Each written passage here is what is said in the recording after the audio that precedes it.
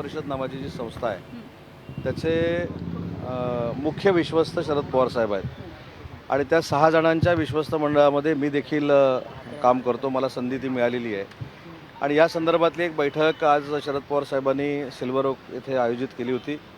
त्याच्यामध्ये अखिल भारतीय नाट्य परिषदेचे कार्यवाह देखील उपस्थित होते, कोषाध्यक्ष देखील उपस्थित होते आणि विश्वस्त म्हणून मी देखील उपस्थित होतो.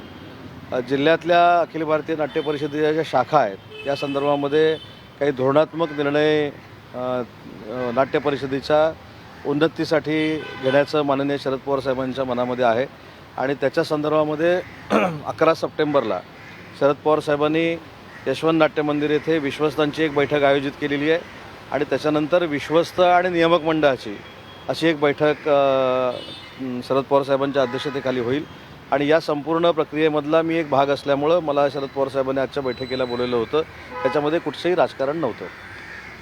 सर, एक विशेष बाब म्हणजे की संपूर्ण गडकरी खंड आपण सरकारमार्फत जे तो आणि मंडळासोबत प्रिंट करायचा विचार करतो, पण त्याच्यातलं जे महत्त्वाचं नाटक होतं राजसन्यास ते वगळण्याचा निर्णय जो आहे तो ठराव जो आहे तो सहमत झालेला आहे राज्य सरकारकडून असं कळतं आहे. नाही, याबाबत मला माहिती नाही. याच्याबद्दल मी माहिती घेतो कारण कुठचे खंड प्रकाशित होणार आहेत आणि कुठचे खंड प्रकाशित करू नये हा त्यांचा स्वायत्त अधिकार आहे.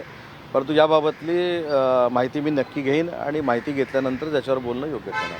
स्थानिक स्वराज्य संस्थेच्या निवडणुकी आहेत त्यांच्या ज्या पद्धतीने संजय राऊत आता त्यांच्यावरती आरोप करतात की संजय राऊतांचं म्हणणं आहे की ज्या प्रकारे पॅनल केलेलं आहे ते भाजप आणि शिवसेना शिंदे यांच्या सोयीनुसार केलेलं आहे.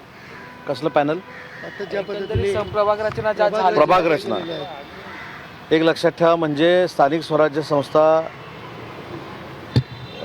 ते हरलेत अशा पद्धतीचं त्यांनी आज मान्य केलेलं आहे. ज्यावेळी आपला पराभव समोर दिसत असतो त्यावेळी कुठचं तरी कारण शोधायचं असतं आणि ते कारण त्यांनी आता प्रभाग रचनेमध्ये बघितलेलं आहे. EVMमधलं जे कारण होतं ते बेस्टच्या पतपेढीमध्ये निस्तानाभूत झालं कारण बॅलेटवर मतदान घेऊनसुद्धा BSTमधले 12,000 जे मराठी लोक आहेत त्यांनी सबशेल UBTला नाकारलं. 2,000 मतं देखील त्यांना पडली नाहीत. त्याच्यामुळे तिसरं कारण आता स्थानिक स्वराज्य संस्थेला सामोरं जात असताना कुठचं शोधायचं, तर त्याच्यामध्ये आता जे आपण सांगितलं की प्रभाग रचनेमध्ये जो प्रभाव आहे तो देवेंद्रजींनी आणि एकनाथ शिंदे साहेबांनी टाकलेला आहे. तेव्हा मला असं वाटतं की स्वतःचा पराभव हा समोर दिसत असल्यामुळं कुठावर तरी खापर फोडावं लागतं, ते त्यांनी आता प्रभागावर फोडलेलं. आता isakal.com आहे देशातील नंबर 1 ची मराठी न्यूज वेबसाईट. प्रत्येक अपडेटसाठी isakal.com ला नक्की भेट द्या.